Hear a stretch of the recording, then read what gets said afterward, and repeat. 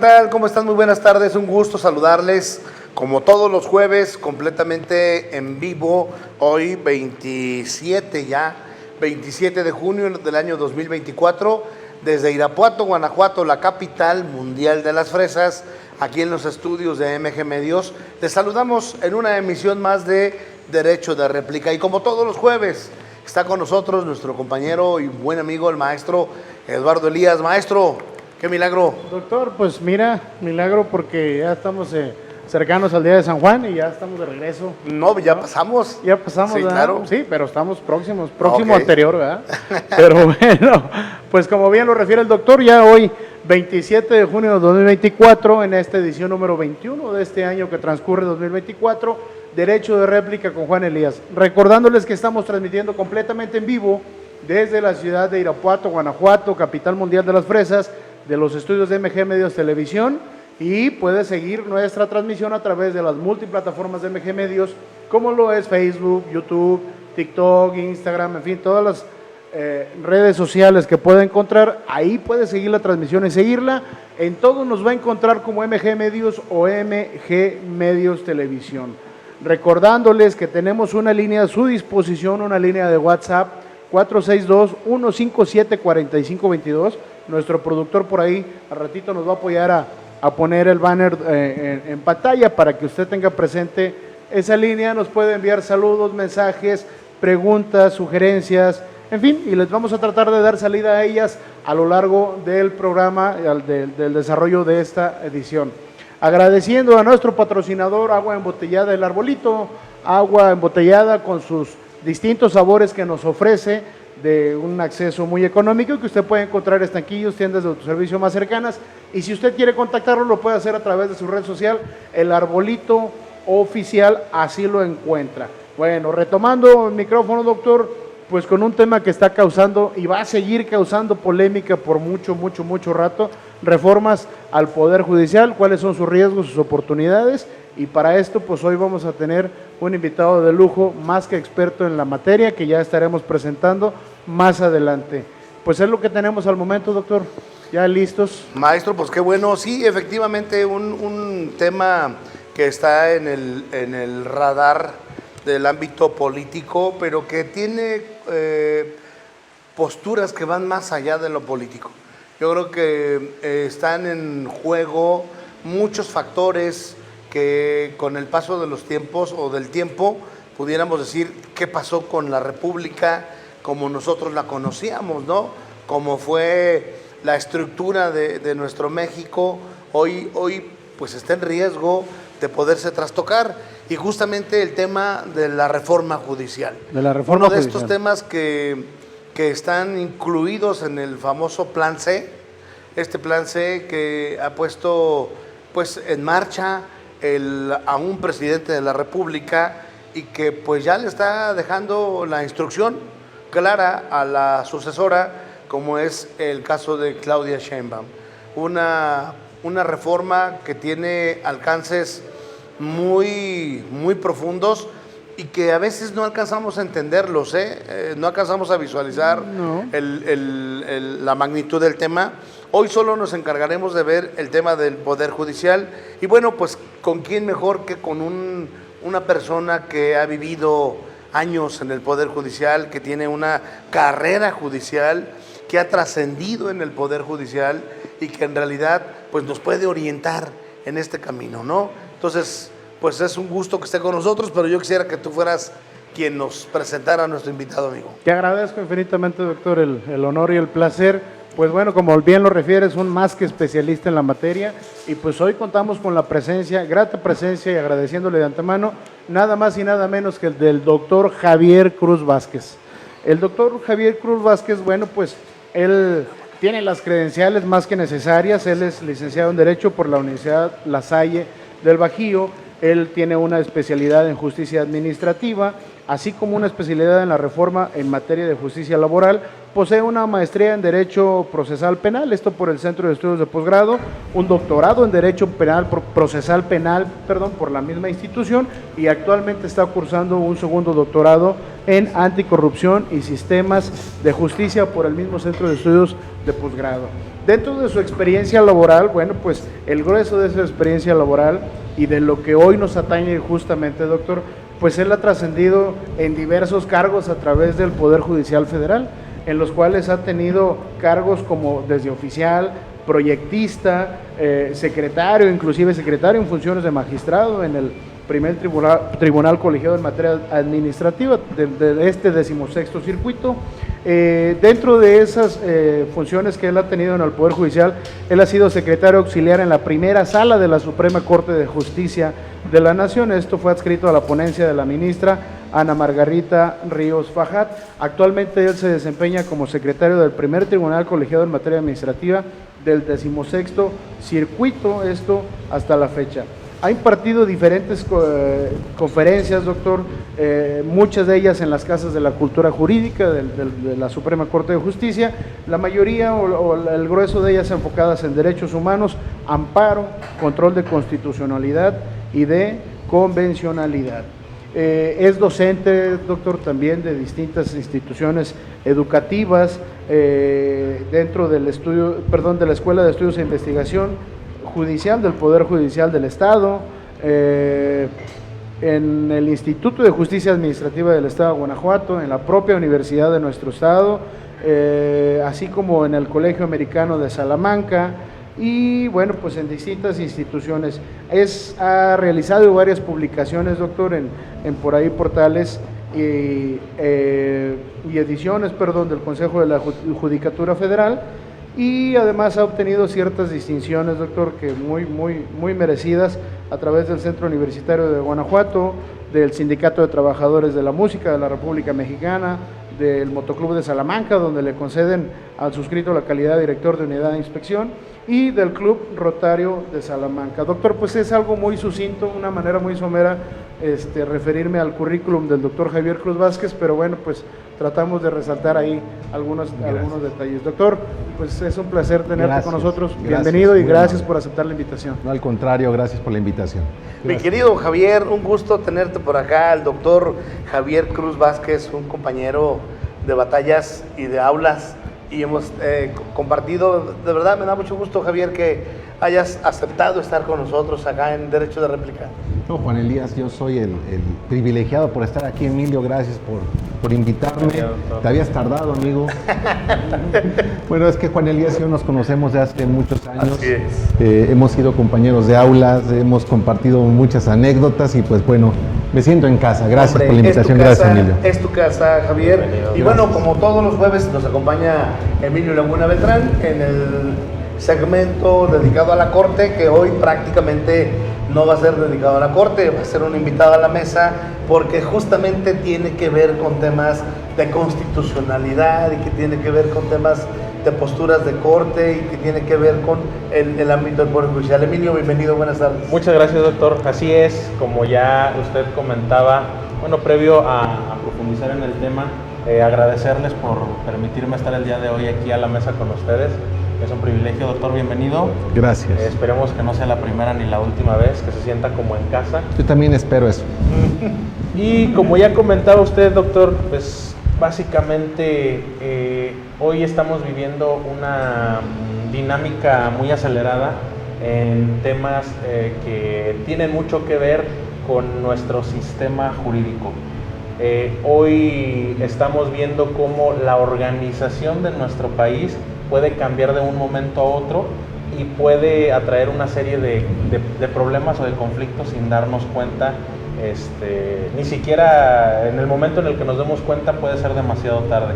Y bien, para darle un poquito de contexto al tema, como todos sabemos, cualquier organización tiene una estructura, tiene una forma definida para poder conseguir sus objetivos.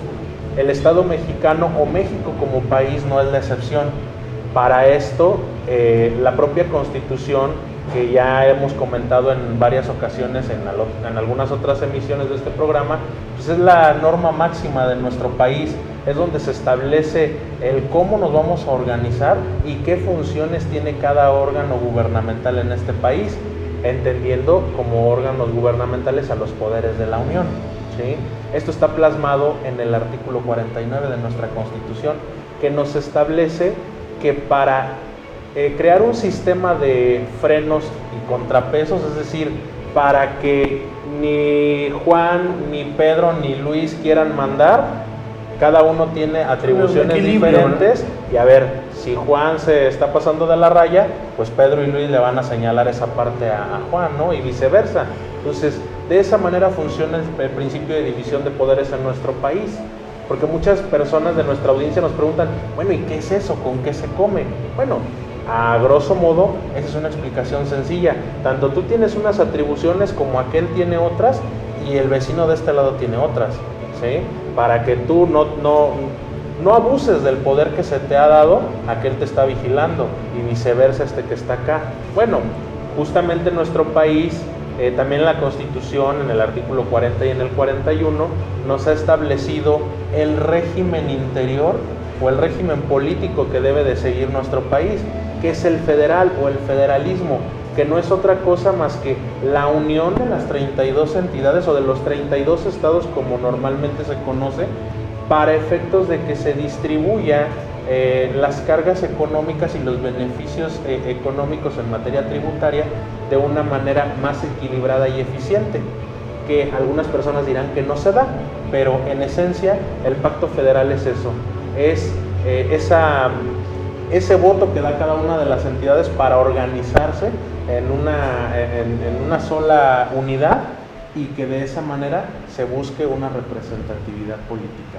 Entonces, la Constitución nos habla de 3 poderes de la Unión o del principio de división de poderes, en el que le da ciertas atribuciones, como aparecen en la Constitución, a un poder llamado legislativo, que es el que se encarga de crear las leyes, modificarlas, inclusive la Constitución, y hacer las revisiones correspondientes.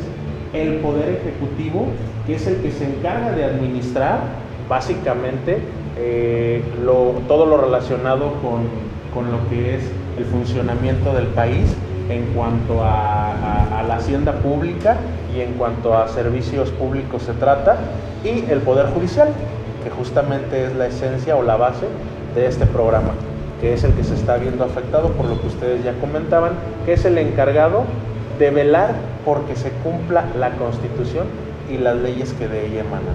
Es básicamente el principio de división de poderes, doctor, en donde la propia Corte ya se ha pronunciado en cuanto a la flexibilidad de este principio. El hecho de que pueda haber una comunicación entre poderes, nos dice la Suprema Corte de Justicia de la Nación, no significa que un poder pueda interferir directamente en las decisiones del otro.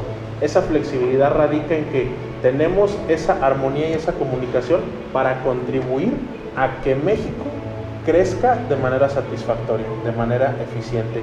Y eso ya lo hemos mencionado también, lo encontramos en una jurisprudencia de la novena época con número de registro 1669-64, en donde se regula o se interpreta la flexibilidad de este poder y se establece justamente esta dinámica. Pues bueno, Emilio, lo has puesto en un contexto, creo yo, muy interesante, Javier. Bastante. Es importante conocer estos elementos fundamentales de qué es el Estado mexicano, conocer qué es la República, Javier, porque a veces ni siquiera entendemos el tema de, sí sabemos que México es una república, pero ¿a qué nos lleva el tener una república, no? Claro. ¿Qué importancia, qué diferencia hay de un Estado republicano a un Estado monárquico, a un Estado donde el control lo tiene un rey, un soberano, como en los países, algunos países europeos, y acá nosotros no, decimos, a ver, acá hay un equilibrio de poderes, ¿sí? Que está en el Ejecutivo, Legislativo y Judicial. Y bueno, previo a entrar al tema, Javier, comentarte, ya en algunos programas anteriores habíamos iniciado con estos temas donde la primera intromisión del Ejecutivo se dio hacia el Legislativo, ¿sí? Es decir, ahí se empezó a apoderar del Legislativo desde las elecciones pasadas, pero la sorpresa más grande es que después de la elección que acabamos de pasar, que vivieron los mexicanos, pues despertamos con un control absoluto, por no decirlo absoluto, porque bueno, todavía por ahí creo que les faltan 2 votos, ¿no? Entre 2, 3 votos en el Senado, porque ya en la Cámara de Diputados ya lo tienen.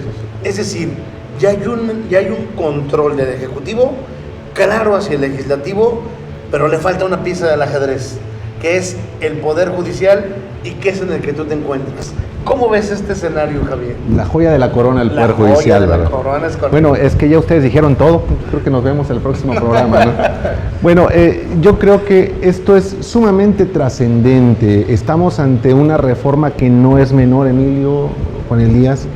Es una reforma trascendente y que trastoca al poder que se encarga de controlar a los demás.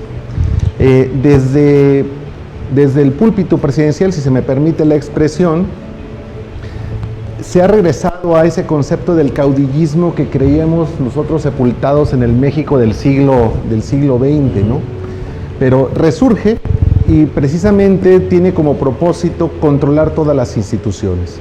Ahora, el Poder Judicial de la Federación, amigos que nos ven, no es la policía judicial porque la gente no sabe qué hacemos. Tampoco somos los jueces locales, los jueces del fuero común, los que ven asuntos familiares, civiles, mercantiles, etcétera, sino es un poder de la Unión que tiene como propósito velar por que la Constitución se cumpla. Cuando todos los servidores públicos de la Federación toman protesta, se comprometen a guardar la Constitución. Claro, del dicho al hecho hay mucho trecho, y precisamente para eso existe el Poder Judicial, para servir como un medio de control a fin de que los actos de todas las autoridades se ajusten a lo que diga la Constitución. Que nadie vaya más allá de... Por supuesto, obviamente que las decisiones de un órgano como es la Suprema Corte de Justicia o los tribunales colegiados de circuito, los tribunales colegiados de apelación, los jueces de distrito, pues no siempre van a ser beneficiosas para quienes van. No es un poder que tenga todas las simpatías, pero es sumamente eficiente con la labor que hace. Si nosotros pensamos cómo está estructurada nuestra Constitución, bueno, tiene como principal postulado que no sea infringida. Y es el Poder Judicial el que sirve como freno para los actos de las autoridades. Lo que no sabe la gente es que el Poder Judicial le defiende de los actos de las autoridades. Una persona que es detenida injustamente, pues tiene derecho a ser oído en un juicio. Claro. Tiene un principio que se llama constitucionalmente presunción de inocencia y tiene derecho que un juez imparcial dirima esa controversia. Para eso sirve el Poder Judicial. O bien, eso es un asunto penal que es el 20% de todos los asuntos que ve el Poder Judicial, porque como que en los últimos tiempos se ha acotado la función del Poder Judicial a ese 20%. Área penal, ¿no? Pero hay un 80% más vasto en materia civil, en materia administrativa, en materia fiscal, en materia laboral, en donde el propósito fundamental del Poder Judicial es velar por los derechos de los ciudadanos.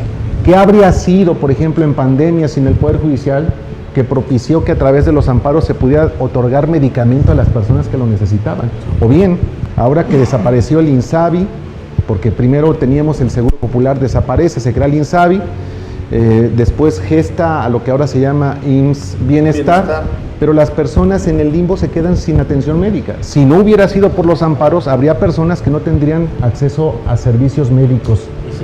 Y sin medicamentos. Fue todo un tema, el tema de medicamentos, el tema de los niños sin medicinas específicas para el cáncer.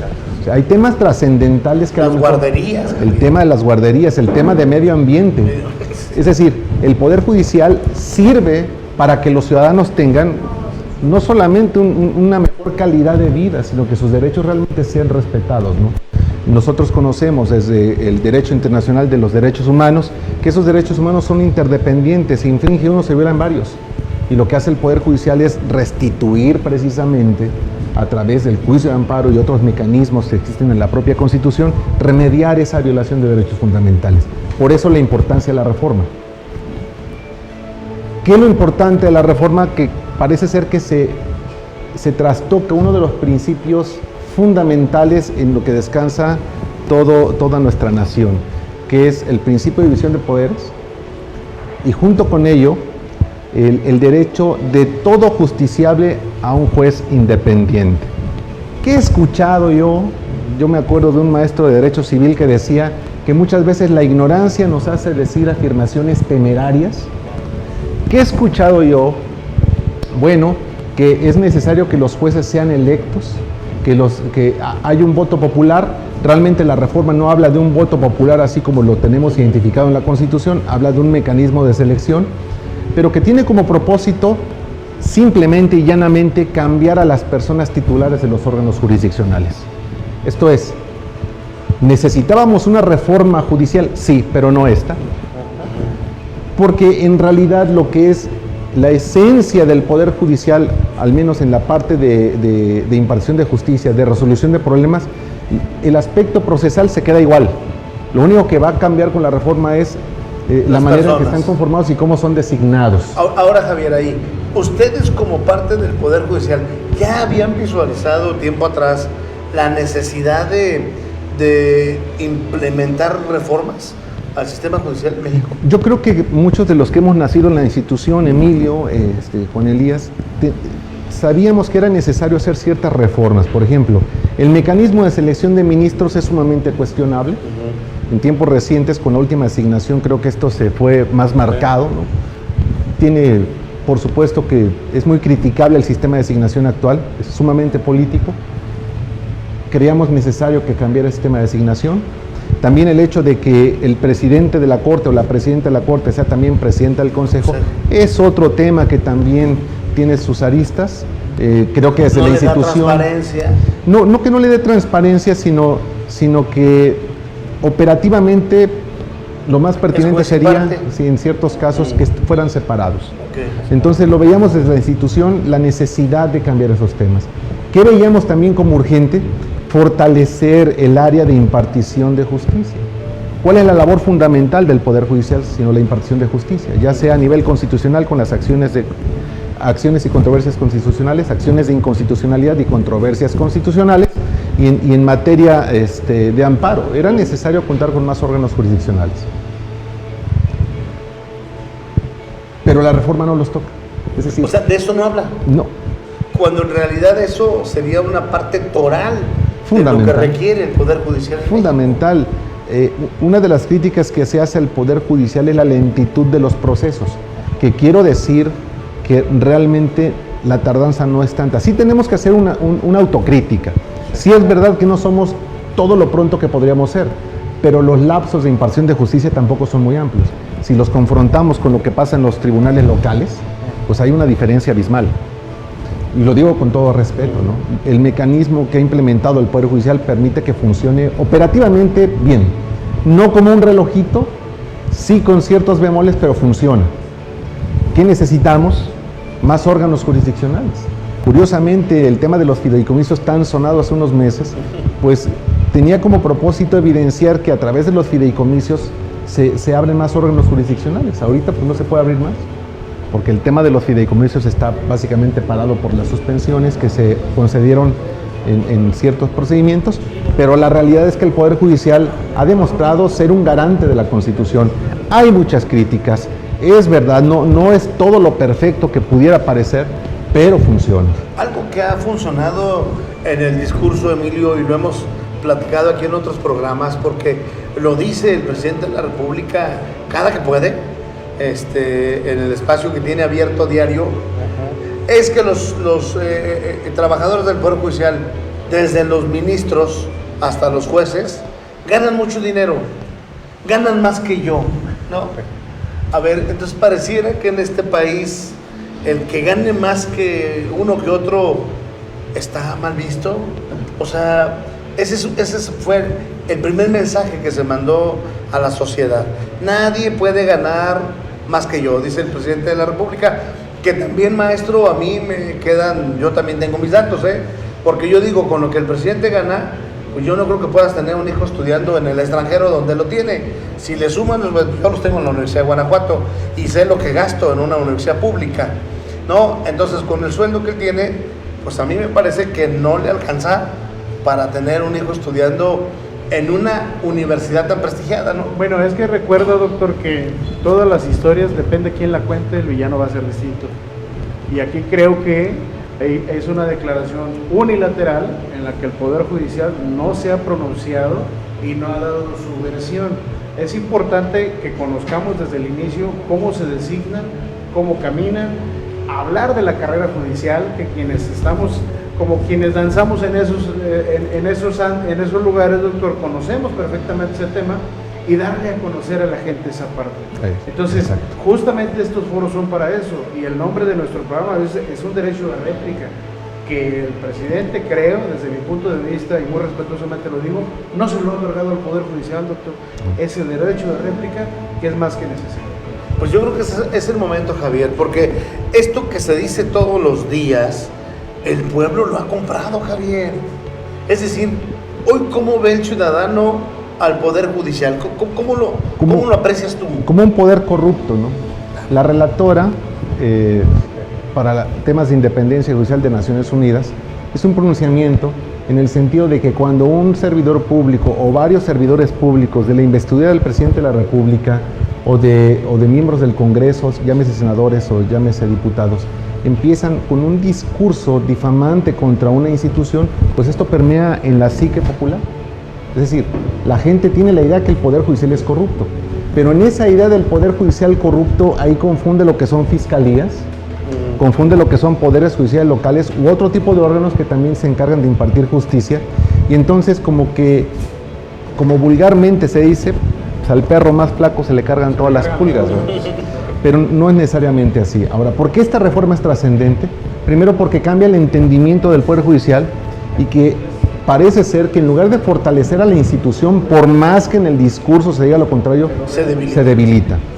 ¿Qué pretende la reforma? Bueno, la reforma pretende no solamente que se elijan los cargos de ministros, ministras, magistrados, magistradas, jueces y juezas, sino que también se cambie la integración de la Suprema Corte de Justicia. ¿Cuántos ministros la componen? Actualmente 11 ministros, y esos 11 ministros funcionan también de manera plenaria en pleno o en salas.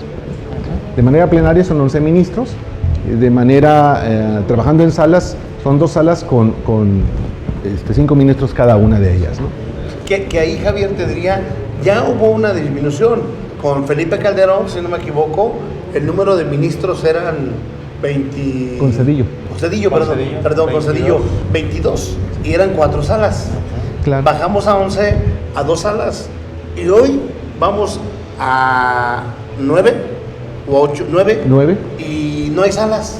Bueno, ahí la reforma de Cedillo no fue tan criticada como esta última, pero porque tenía como propósito crear lo que se llama el Consejo de la Judicatura Federal, que es un órgano administrativo que se encarga de, como su nombre lo dice, de administrar los recursos para los órganos que dependen de esa estructura del Consejo de la Judicatura. Los tribunales colegiados de apelación, jueces de distrito y otros órganos.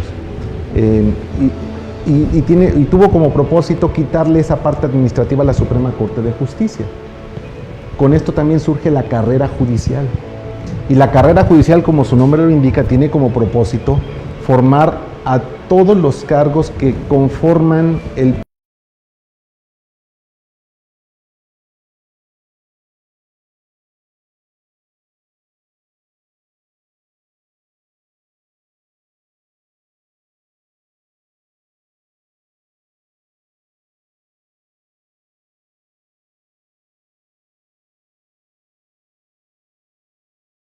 propósito abatir que existe en el poder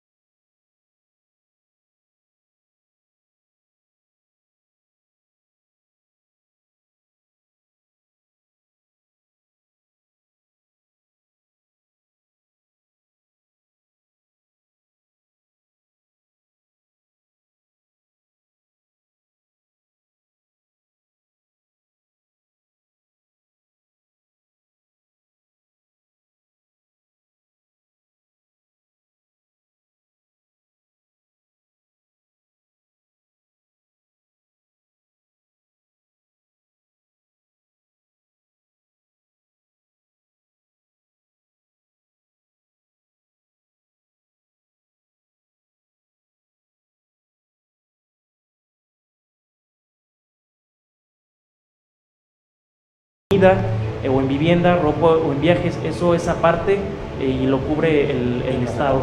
Los ministros, jueces o magistrados no tienen un palacio para vivir, que es a costa del Estado, que no les paga ese tipo de cosas. Que bueno, pues es una opinión muy respetable, ¿no? Claro. También tenemos, bueno, la iniciativa de esta reforma, pues es precisamente lo que estábamos comentando, el garantizar la autonomía, la democracia en estas cúpulas de poder internas que existen, ¿no?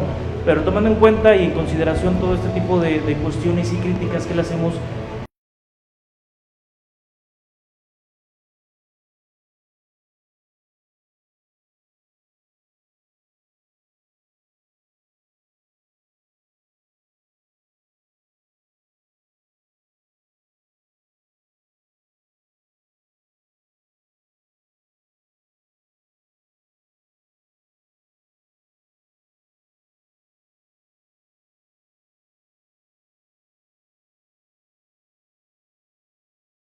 nepotismo, que lo vemos en el Poder Judicial local, ¿no? De hecho, hoy en sesión del Congreso, pues bueno, se les otorgó, se les ratificó tomaron protesta algunos personajes que, pues bueno, son muy criticables, pero que bueno, van a estar formando parte del Poder Judicial, ¿no? Aquí en el estado de Guanajuato.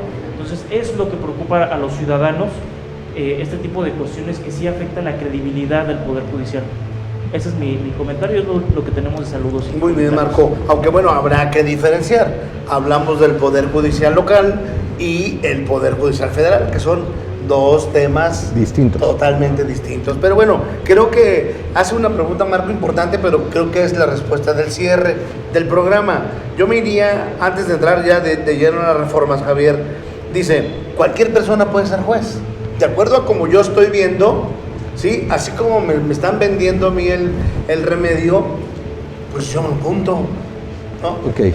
Bueno, yo creo que aquí en México tenemos la experiencia del servicio público, hablando, por ejemplo, de administraciones tanto federales como locales. Las federales se reinventan cada 6 años. Hay una administración nueva cada 6 años. Sucede también en el ámbito local, se renuevan los cargos cada 6 años, hablando a nivel federal, a nivel local, con una curva de aprendizaje muy alta. Es decir, a los ciudadanos nos cuesta muchísimo que llegue un nuevo gobierno con sus nuevas ideas, su forma de pensar y tratar de implementar sus programas, y a veces se gasta muchísimo dinero en esa improvisación. No pasa eso en el Poder Judicial por la carrera judicial. Pienso simplemente con algo muy simple. Si yo estoy enfermo, yo quiero ser tratado por el mejor médico, claro, aquel que está más capacitado, que tiene un grado alto de especialización, que conoce muy bien la materia, y yo quiero ir con ese. No quiero ir con un médico general que está menos improvisado. No estoy demeritando, sino claro, estoy viendo una situación que se da en el mundo real. Buscamos al mejor especialista. Bueno, pues algo muy similar es lo que sucede en el ámbito federal, hablando del Poder Judicial Federal, que no son los jueces familiares, que no son las fiscalías, esos son órganos autónomos, que tampoco es la policía, no tenemos nada que ver con ese tipo de cosas. Nosotros nos encargamos de resolver asuntos de trascendencia. Te despidieron, demandaste, tuviste que ir a un juzgado, no te pagaron lo que te correspondía, fuiste a un recurso, confirmaron esa sentencia, te queda el amparo y nosotros te defendemos. Es lo que hacemos nosotros. Nosotros nos encargamos de velar por los derechos humanos. Y precisamente como es una labor tan especializada, la carrera judicial permite que cierto tipo de funcionarios con ciertas características, con cierto grado de conocimiento especializado puedan atender esos casos. Veámoslo simplemente. Si yo tengo una enfermedad que requiere al mejor especialista, lo mismo sucedería hablando de un caso particular. Si está en juego mi patrimonio, mi salud, mis bienes, pues yo quiero al juez más especializado. Eso es lo que garantiza la carrera judicial. Platicábamos antes de iniciar el programa que yo no podría hacer lo que tú haces como litigante. Yo respeto mucho la labor que usted hace, lo que hace Emilio en la cátedra. Yo respeto muchísimo eso. Yo no podría hacerlo con el grado de maestría que usted lo hace. Pero ustedes tampoco podrían hacer lo que nosotros hacemos. Correcto. Nos hemos especializado precisamente para esto. Y es algo que debe bajar al discurso coloquial, ¿no?, de las personas. Ustedes, personas, necesitan jueces independientes, jueces que sepan qué hacen, cómo resolver casos concretos, y pues para eso se requiere muchos años de preparación. ¿Y la reforma trastoca este punto? Sí, porque va a permitir que no sean precisamente aquellos que han demostrado tener un grado de especialización, que es lo que garantiza la carrera judicial. Los exámenes de oposición para la carrera judicial, va a haber compañeros que lo pueden verificar, que seguramente están siguiendo la transmisión, son sumamente complicados, lo que garantiza que ciertas personas pueden llegar ahí, no cualquiera. Entonces, lo que busca la reforma es acabar con eso. Y debo decir algo, perderíamos mucho dinero que los contribuyentes han destinado a eso. La federación ha invertido en mi preparación, en la preparación de jueces y magistrados, y todo eso sería desaprovechado. Hoy se pretende entonces con la reforma que jueces y magistrados sean electos popularmente. Magistrados, ministros y jueces de Ministros y distrito. jueces por el pueblo, por una votación. En una votación, pero realmente la iniciativa no dice precisamente que va a ser a través de una votación como la conocemos o como la acabamos de ver. Ajá. ¿Cómo Es sería? decir, lo que prevé la reforma es que va a haber candidatos que van a ser propuestos por el Ejecutivo, 10, 5 candidatos que van a ser propuestos por la Cámara de Diputados, 5 candidatos por la Cámara de Senadores, Aunque no estén en el Poder Judicial. aunque no estén en el Poder Judicial, y 10 propuestos por el Poder Judicial. Esos va a permitir que se haga una selección de los que van a poder participar, y esos van a ser los que van a ser votados. ¿Y quién Entonces vota? sigue siendo un procedimiento político. Ajá. Cada uno prepara sus respectivos candidatos, y entonces eso es lo que eventualmente se va a poder votar.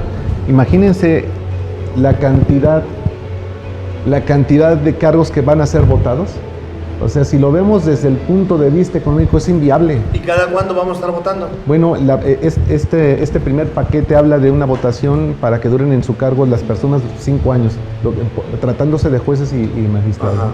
Y después puedan tener una duración de 9 años, más adelante. Los ministros van a durar de su encargo, van a reducir su cargo de 15 a 12.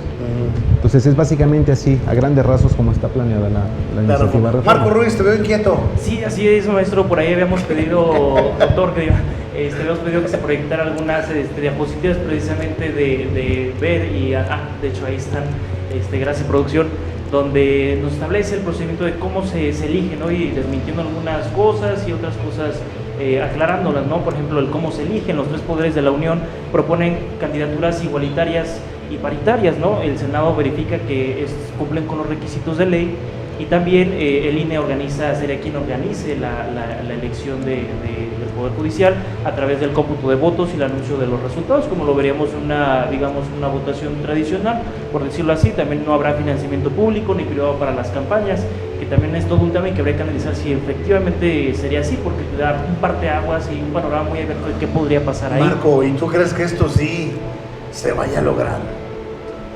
Pues la verdad, doctor, yo creo que es un tema bastante complicado. Ya dudaste, amigo. Sí, la ya verdad. dudaste. Yo creo que hay que atenderla, como decía el maestro Lalo, pues a veces uno navega en estas aguas por su formación profesional y sabe lo delicado que a lo mejor puede llegar a ser esto, ¿no? Hay gente que defiende que, por ejemplo, Estados Unidos, en algunos estados, pues les ha funcionado medianamente, pero pues hay, por ejemplo, Bolivia, bueno, si nos vamos acá de este otro lado, pues no les ha funcionado. Claro. O sea, es un derecho comparado que tenemos que analizar. También depende de la idiosincrasia y la cultura que tiene nuestro país y nuestro sistema jurídico, que si es que nos lo permite, pero habría que analizar más profundamente esta reforma. No creo que satisface ahora sí que las quejas que tenemos de la ciudadanía, pero bueno, pues tendremos que, por eso era la pregunta, pero me voy a esperar al cierre para ver cuál es la respuesta que tanto estamos esperando. Muy bien, Marco Emilio.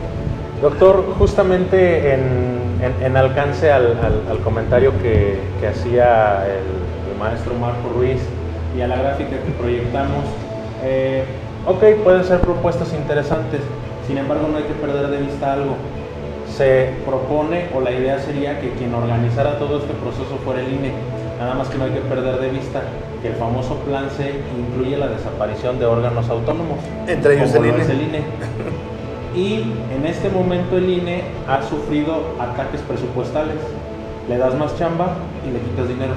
Hay que tener en cuenta eso. Ahora, otro punto importante. que también la gente debe de tener en cuenta. No va a haber financiamiento público y aplaudimos eso, ok, ráscale de tus bolsillos y genera tu propia campaña, ok. El problema es que en otros países como en Estados Unidos ha funcionado porque probablemente comentábamos al principio del programa, previo a iniciarlo, que allá quien financiaba las campañas de los juzgadores pues eran los despachos, ¿no? Sin embargo, en México, ¿quién va a financiar esas campañas? Esa es una pregunta muy buena. ¿Me explico? Porque estamos en un tema muy coyuntural. Bueno, si no va a haber recurso para eso, pues alguien va a tener que financiar. Y hay quien dice yo. ¿Y quién va a decir yo? Y esto también abre la puerta para que el propio crimen organizado pueda financiar campañas. Eso iba. Pero además, en todo sistema electoral, las personas responden a sus electores, ¿no? Es lo que está diciendo la presidenta Claudia Sheinbaum. Nosotros respondemos a quienes votaron por nosotros. Lo mismo va a pasar por un juez que es electo bajo este sistema. Yo quiero mi juez. Por supuesto. Yo quiero mi juez. Y obviamente que nosotros vemos, en la experiencia de Estados Unidos, por ejemplo, vemos que en algunas ocasiones, en áreas más conservadoras, se recrudecen las penas, mientras que en otras áreas son más laxas, todo en beneficio de los votantes. Entonces, esto que va a trastocar ese principio de independencia judicial, que no es una graciosa concesión para los jueces, es un derecho fundamental de las personas. Pero además, junto con esto, no debemos perder de vista que un sistema de elección va a tener como resultado que 1.700 juzgadores, números más, números menos, sean destituidos de manera injustificada. Y eso va en contra de los estándares internacionales. La Corte Interamericana ya se ha pronunciado en el caso Reverón Trujillo, por ejemplo, o en el caso Coelho contra Ecuador más recientemente, sobre la necesidad de que se colmen con esos estándares internacionales. ¿Qué va a generar esto para el Estado mexicano? Responsabilidad internacional. ¿Quién va a pagar eso? Pues los contribuyentes. El pueblo. Los contribuyentes. En el que estás pensando la reforma, ¿no? Exactamente. ¿Verdad? Pero además, el sistema tal como está pensado, no tiene como propósito privilegiar a los más pobres. O sea, la idea, el eslogan de campañas ha sido primero los pobres, ¿no? Pero la reforma tiene como propósito desincentivar la protección con amplio espectro para las personas más pobres. Sí. Y bueno, Javier, el tiempo nos come, pero hay otros 2 puntos, ya tocamos 2 de los 4, pero hay otros 2 que me gustaría mucho saber tu opinión. La sustitución del Consejo de la Judicatura, que me gustaría que nos comentaras, bueno, qué es el Consejo de la Judicatura, para los que no estamos familiarizados, por qué se sustituye, y el riesgo de nuevas reglas procesales. Bueno, hay un órgano que se encarga de administrar a otros del Poder Judicial, un órgano administrativo. Con la reforma de Zedillo, esa carga la tenía la Suprema Corte de Justicia. La Corte se encargaba de resolver asuntos de su competencia, pero además asuntos administrativos. Se crea el Consejo de la Judicatura con la reforma del 94 para que sea un órgano técnico, administrativo, operativo, que se encargue de aspectos de índole financiera, administrativa y presupuestaria. Se crea el Consejo. Y de disciplina también, ¿no? Y de disciplina también. Okay. Se crea el Consejo y esto permite entonces que los órganos jurisdiccionales se dediquen a lo que saben y que haya un órgano que los administre. Con la reforma se piensa extinguir este Consejo, que aquí hay un problema para la clase trabajadora. El Consejo de la Judicatura, podríamos decir en términos vulgos y chicharroneros, perdón por la expresión, diríamos que el Consejo de la Judicatura es el patrón de los trabajadores que están adscritos al Consejo de la Judicatura, esto es, a tribunales colegiados de apelación, juzgados de distrito, tribunal electoral. Bueno, entonces el Consejo de la Judicatura, al ser patrón, se rige bajo las condiciones generales de trabajo, que es el equivalente a un contrato colectivo de trabajo, pero en materia burocrática.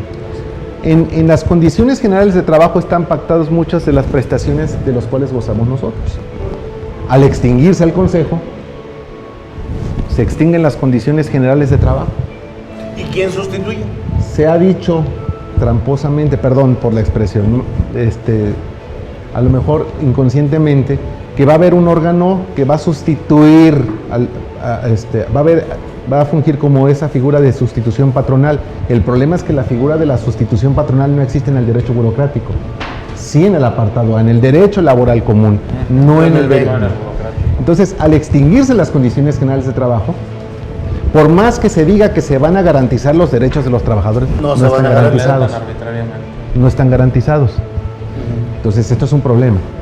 Se crea entonces, con la reforma, o tiene pensado crearse 2 órganos. Un tribunal de disciplina que su nombre ya espanta por sí. Como la Inquisición. Sí, y aparte van a tener una función como de fiscales y jueces. Juez y ¿Tribunal parte. de qué? Tribunal de disciplina. De disciplina, vale. Y un órgano de administración judicial que se va a encargar con toda esta parte administrativa, técnica, operativa, ¿no? Entonces, el riesgo que nosotros vemos precisamente desde el punto de vista disciplinario es que vas a tener a un órgano encargado de sancionar a jueces.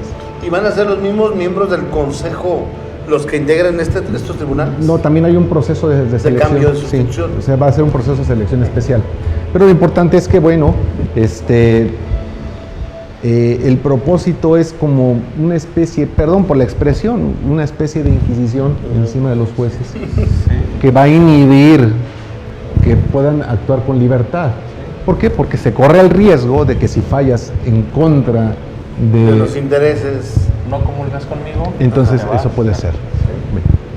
Oye, y el otro tema, nuevas reglas procesales. Nuevas reglas procesales, entre ellas que se acorten los tiempos para dictar sentencias de 6 meses, so pena de que el Tribunal de Disciplina esté encima. El problema es que como ustedes se puede? conocen, pues yo lo veo muy complicado, sobre todo si no va a haber más recursos para más órganos jurisdiccionales.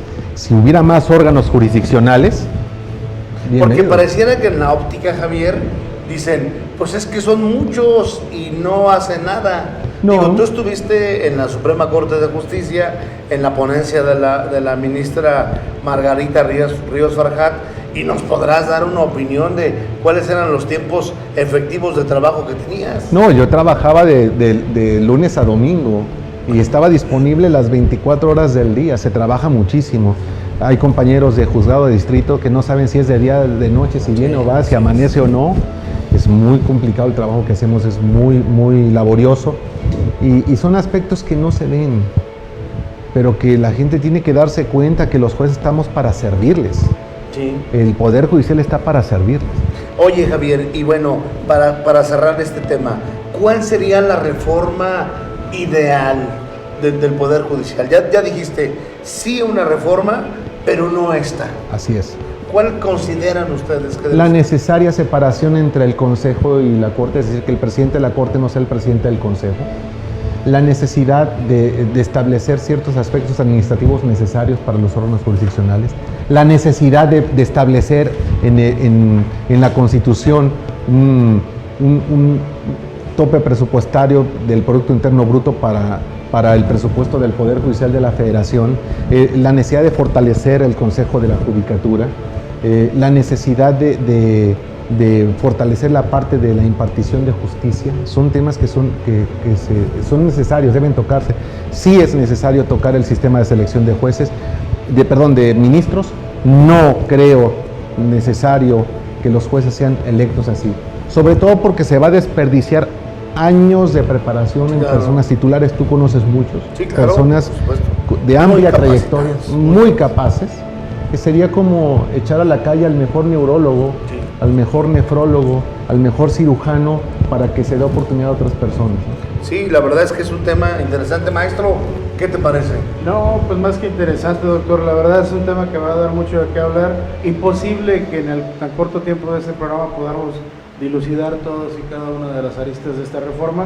Y ojalá puedas combinar a nuestro invitado, al doctor, a que nos vuelva a acompañar, porque creo que... Dice que si le pones 2 ceros más, sí viene. Pues sí, creo que no estamos llenando el formato correcto. No, si antes ya me la pero debía. también agradecer, aquí se quedaron muchos saludos. Panchita Namaste, se identifica así en Facebook. Javier, eres un digno representante del Poder Judicial y la secundamos con ese comentario. Gabriela Gamiño, bueno, nos hizo comentarios acerca de técnicos. El maestro Francisco Mijangos manda saludos y sus respetos a nuestro invitado. El licenciado Luis Carlos Manzano también siguió la transmisión y manda saludos a la producción y al invitado. El ingeniero Francisco Mancha. Mancha, de también está ahí Guanajuato muy al capital. tanto. Bueno, pues se quedaron tantos aquí saludos que le haremos llegar a nuestro invitado, recordándoles a nuestra teleaudiencia que a partir de unos momentos vamos a tener disponible a través de YouTube el contenido completo de este programa para que lo puedan replicar y lo puedan ver con un poquito más a detalle. Es cuanto, doctor. Muchas gracias, maestro. Emilio, ¿con qué te quedas? Híjole, doctor, hay mucho trabajo por hacer, hay cuestiones que analizar realmente de una manera objetiva y dejar de lado los temas personales, ¿sí? Si realmente se busca un beneficio para el pueblo, hay que verlo realmente desde esa perspectiva, o sea, escuchar a los expertos en ese sentido. Creo que no hay mejor manera de poder lograr un consenso y que se pongan a chambear los que tienen que chambear, porque en este país ya hay quien se encargue de vigilar el destino de los recursos públicos y se llama Auditoría Superior de la Federación y depende del Congreso de la Unión, ¿sí? Entonces alguien no está haciendo su chamba. Entonces, es cuanto, doctor. Marco Ruiz, maestro. Sí, doctor, comparto la misma opinión que el maestro Emilio. Pues yo creo que es un tema que hay que ir analizando. Lo que pues sí nos deja tranquilos es que todavía está en discusiones. La presidenta electa Claudia Sheinbaum pues va a estar todavía haciendo varias reuniones, dialogando, que es lo más viable. Todavía no es como que fuera totalmente un hecho, puede haber posibilidad de que cambien algunas cosas y bueno, que se dé pauta a un diálogo. Y pues bueno, esa es mi opinión, un tema muy interesante y que pues bueno, ojalá podamos seguir platicando y pues bienvenido, esta es su casa, Gracias. Doctor, y ojalá nos permita estar compartiendo más foros con usted. Muchas gracias, maestro. Gracias. Maestro Javier, perdón, doctor Javier, ya te la debía, ya me la debías, pero quedas emplazado. Yo creo que vale mucho la pena dar seguimiento, Javier, Claro. después de lo que vaya aconteciendo.